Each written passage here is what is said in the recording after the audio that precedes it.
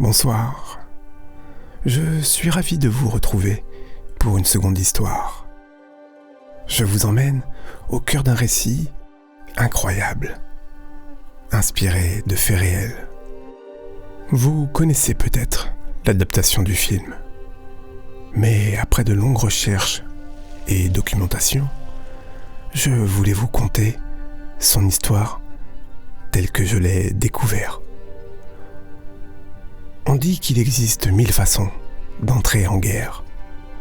La sienne n'en a utilisé aucune. En 1945, quelque part sur une falaise d'Okinawa, un homme avance au milieu du bruit, de la fumée et de la peur. Sans armes, rien dans les mains, rien pour se protéger. Sauf une idée qu'il refuse d'abandonner. À l'époque, personne ne comprenait cet homme. Aujourd'hui encore, ce qu'il a fait là-haut semble impossible. Voici son histoire.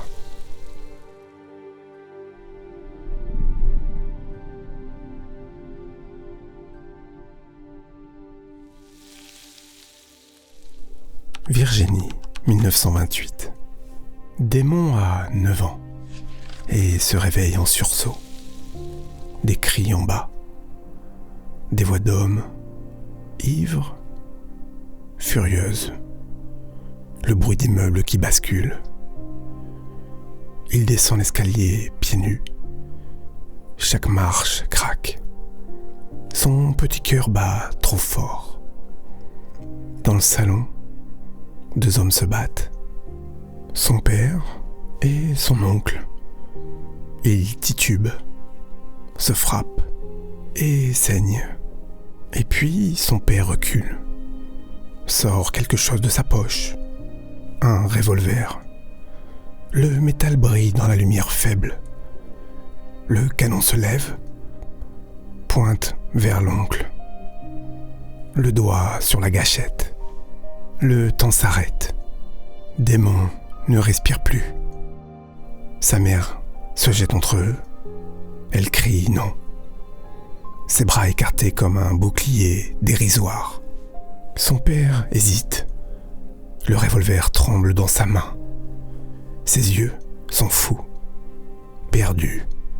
Puis, il baisse l'arme, s'effondre, pleure comme un enfant.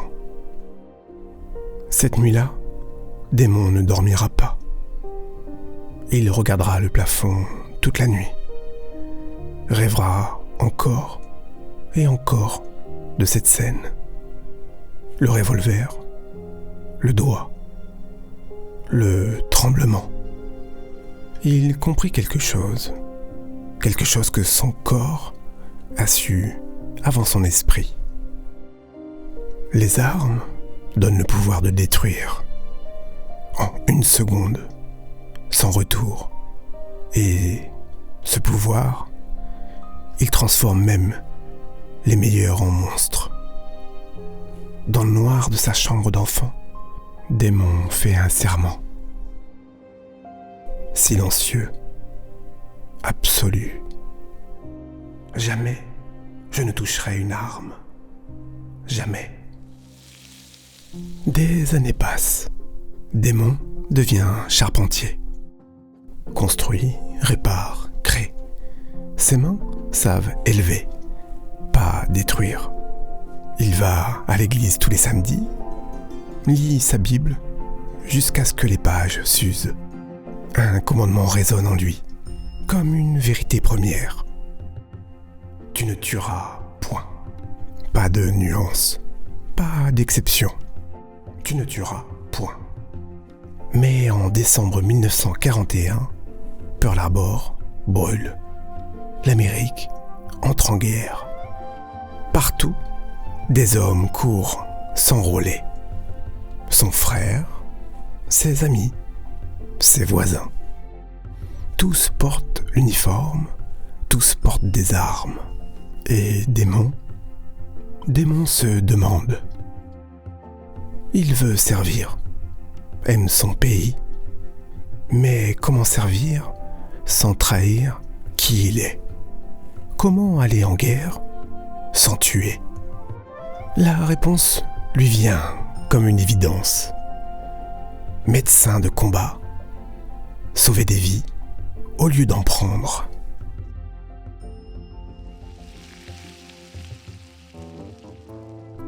Avril 1942. Bureau de recrutement. Infanterie? Demande le sergent. Combat médical. Je veux sauver des vies. Le sergent remplit les papiers. Tu seras formé au tir, comme tous les autres. Démon secoue la tête. Je ne toucherai pas d'armes, monsieur. Le sergent lève les yeux, lentement. Pardon? Je ne peux pas toucher d'armes, c'est contre ma foi. Un silence s'installa dans la pièce. Fils, tu ne peux pas aller à la guerre sans armes. Le sergent le regarde longuement. Voit quelque chose d'inébranlable. Quelque chose de dangereux aussi. Pas pour l'ennemi. Pour l'armée elle-même. Tu vas avoir des problèmes. Je sais. Ils vont te briser. Ils vont essayer. Démon signe et devient soldat. Un soldat que personne ne veut. Un soldat que tout le monde va haïr.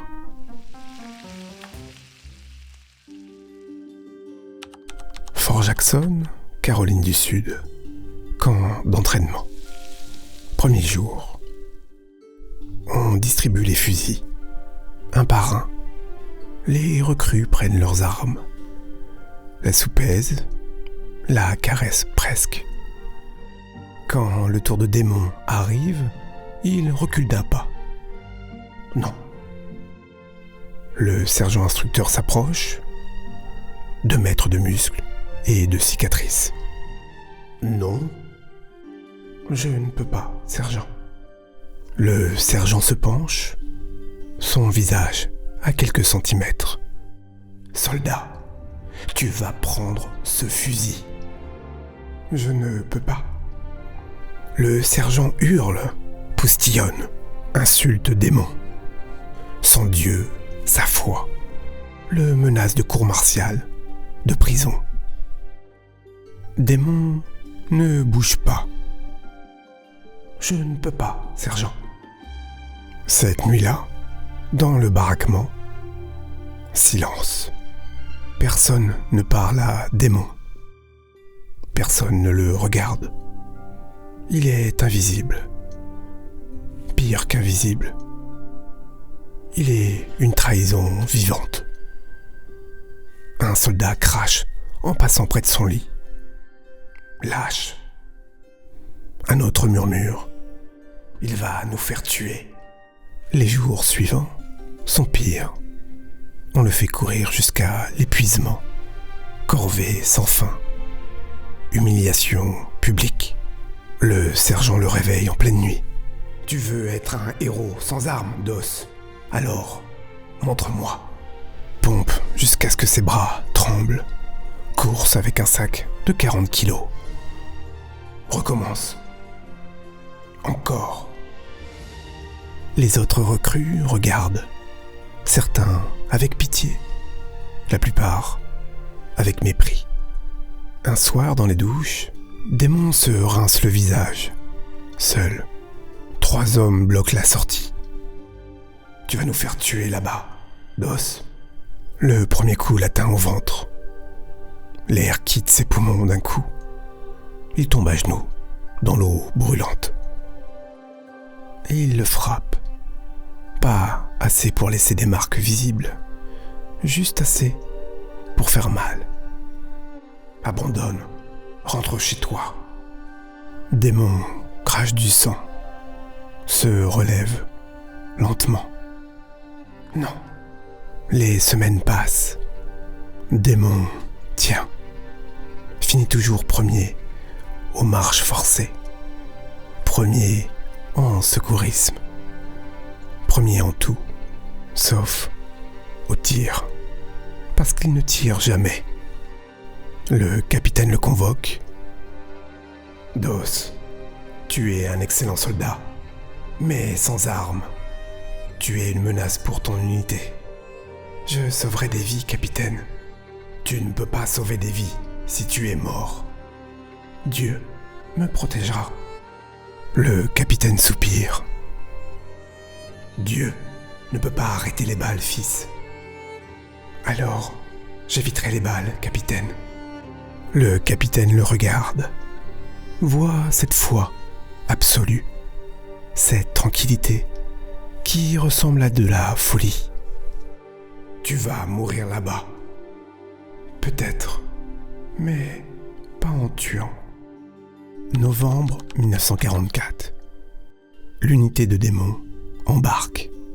Direction le Pacifique. Destination l'enfer. Dans le bateau, Démon s'agenouille. Prie. Autour de lui, des hommes nettoient leurs armes, vérifient leurs munitions, se préparent à tuer.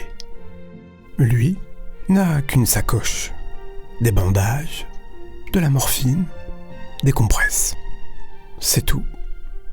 Un soldat passe près de lui. Tu es cinglé d'os. Démon sourit. Peut-être.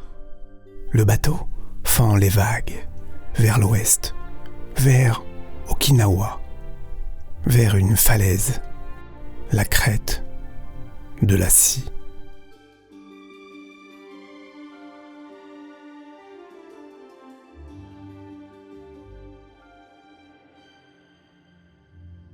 Mai 1945. Okinawa. L'île est un enfer vert. Jungle épaisse, chaleur poisseuse, pluie qui n'arrête jamais. Et partout, la guerre. L'unité de démons débarque, patauge dans la boue jusqu'aux genoux. Le bruit est constant. Explosions lointaines, tirs de mortier, cris. Démon marche en queue de colonne. Sa sacoche de médecin sur le dos. Pas d'armes. Jamais. Les autres soldats le regardent encore avec mépris. Mais moins qu'avant. Parce qu'ici, dans la jungle, ils ont peur. Et la peur change les choses. Le capitaine les rassemble. Demain matin, on monte. La falaise fait 120 mètres. Les Japonais tiennent le sommet. On doit le prendre. Un silence règne. Tous savent ce que ça veut dire. Le capitaine regarde Démon. Dos, tu restes en bas. C'est un ordre. Démon secoue la tête. Ma place est avec eux, capitaine. Tu vas te faire tuer. Alors je me ferai tuer en sauvant des vies. Le capitaine soupire. Il sait qu'il ne peut pas l'arrêter. Personne ne peut arrêter Démon Dos. Aube du 29 avril 1945. Au pied de la falaise, les hommes lèvent les yeux. 120 mètres de pierre grise, presque verticale. Au sommet, des silhouettes japonaises. Des échelles de corde pendent contre la paroi. Fragiles, instables. On monte, ordonne le capitaine. Un par un, les soldats commencent à grimper. Démon attend son tour. Regarde ses mains. Prie en silence. Seigneur, garde-les en vie. Tous, même ceux qui me haïssent. Puis, il grimpe. L'ascension dure une éternité. Ses mains brûlent sur les cordes mouillées. Ses pieds glissent sur la pierre humide. Au-dessus, des balles sifflent déjà. Un homme tombe, passe à côté de Démon en hurlant, s'écrase en bas. Démon ferme les yeux, une seconde. Respire. Continue. Il arrive en haut, se hisse sur le rebord. L'enfer s'étend devant lui. Plus d'arbres. Juste la terre retournée, fumante. Des cratères. Des corps. Le sommet n'est plus une colline. C'est un paysage lunaire. Cratères d'obus. Arbres déchiquetés. Éboues. Les Américains ont pris pied. Mais à peine. À 50 mètres, les Japonais contre-attaquent. Le bruit est assourdissant. Tirs de mitrailleuse. Explosion. La fumée brûle les yeux. Démon rampe vers l'avant. Voit un homme à terre, touché à la jambe, saignant abondamment. Il se précipite, sort un garrot de sa sacoche. « Je te tiens, je te tiens. » C'est un de ceux qui l'ont frappé aux douches. « Dos. Oui. Pourquoi tu m'aides ?» Démon serre le garrot.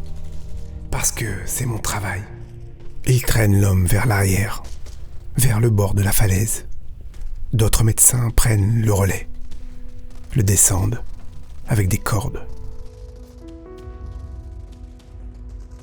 Démon retourne vers l'avant. Un autre blessé, puis un autre, et encore un autre.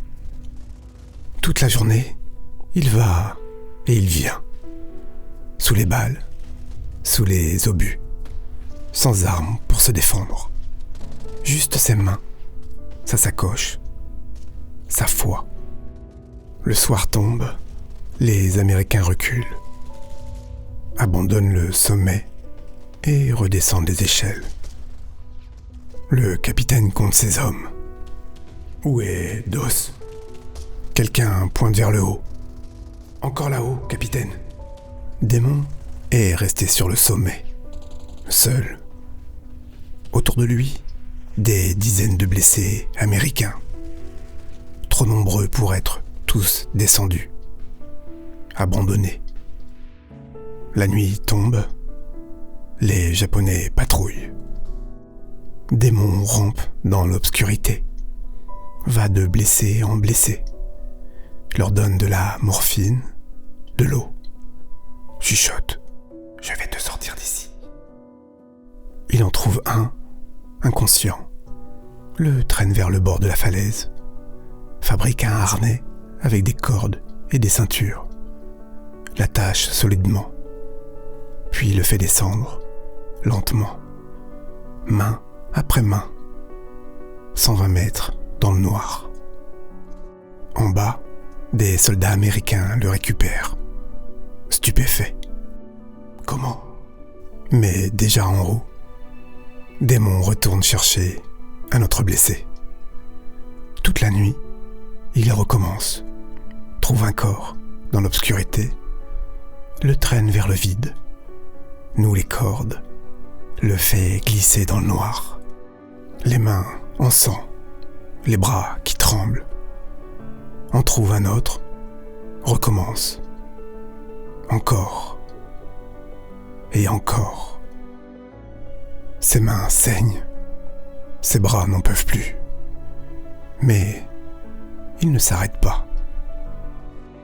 À chaque fois qu'il hisse un corps vers le bord, il prie les mêmes mots, encore et encore. Seigneur, aide-moi à en sauver un de plus. Et à chaque fois, il en trouve un de plus.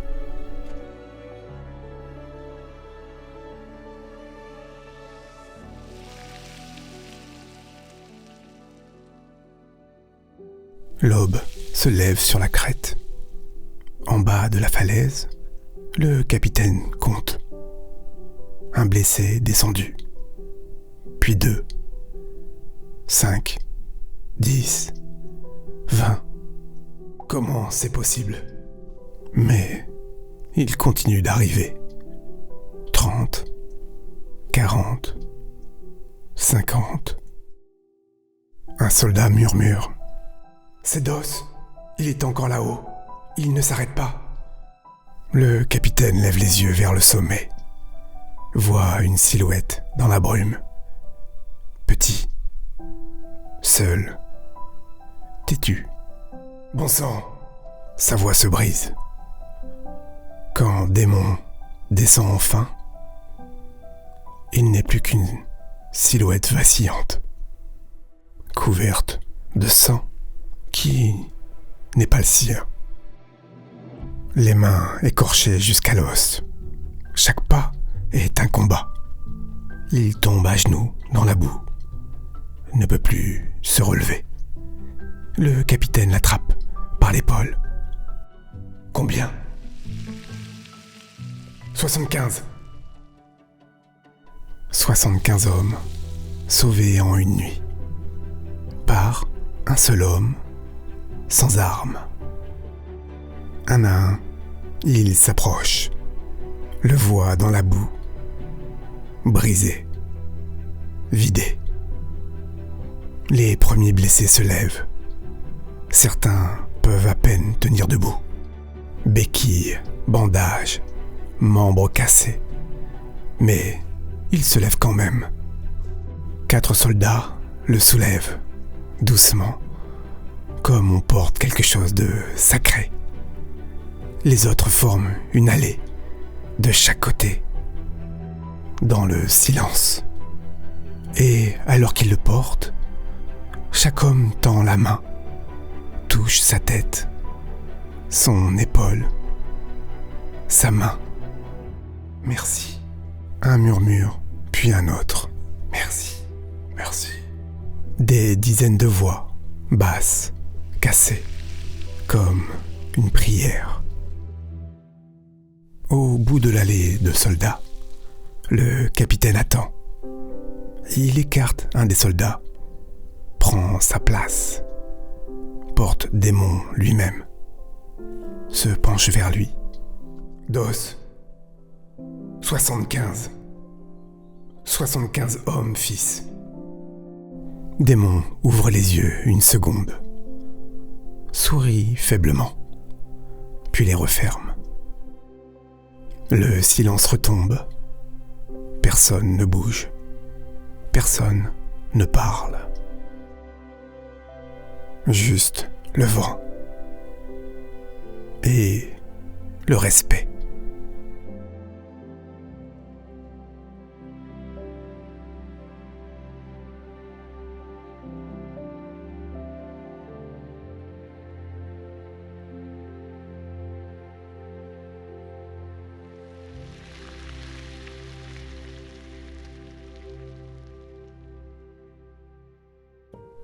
Trois jours plus tard, l'unité prend la crête. Cette fois, les Japonais se replient. La bataille est gagnée. Mais Démon est blessé. Éclat d'obus dans le bras. On le descend de la falaise. Pour la dernière fois. Il quitte Okinawa. Retourne aux États-Unis.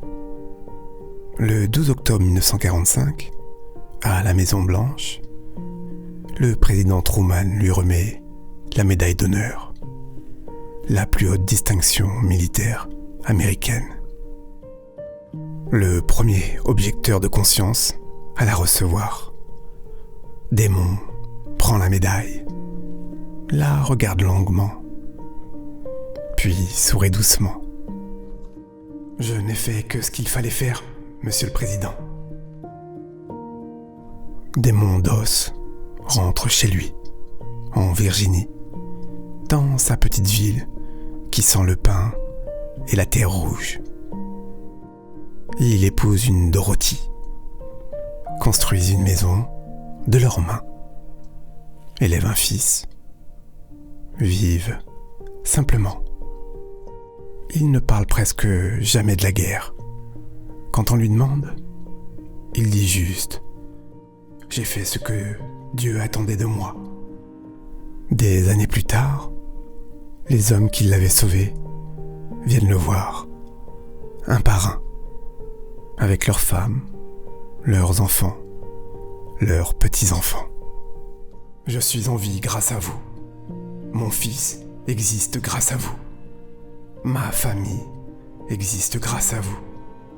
Démon les écoute, hoche la tête, sourit de ce sourire tranquille qu'il a toujours eu. Je suis content.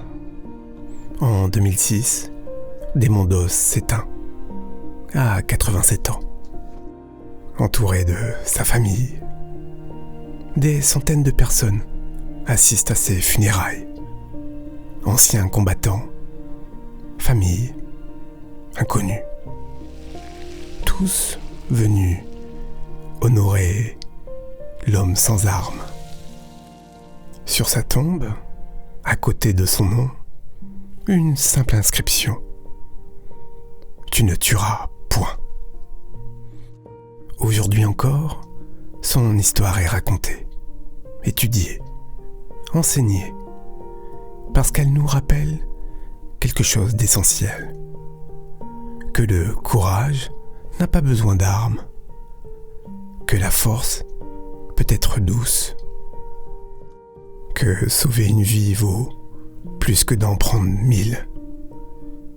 Démondos n'était pas un super-héros, juste un homme ordinaire, avec une foi extraordinaire et la conviction inébranlable que chaque vie compte.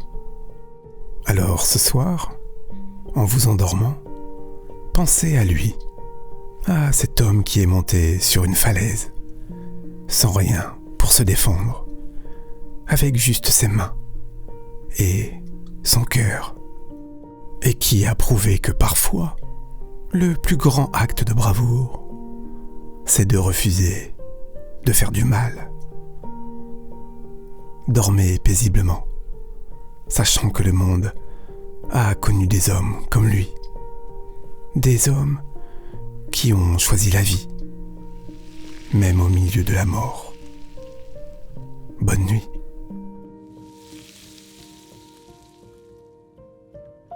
C'était les murmures de Malo.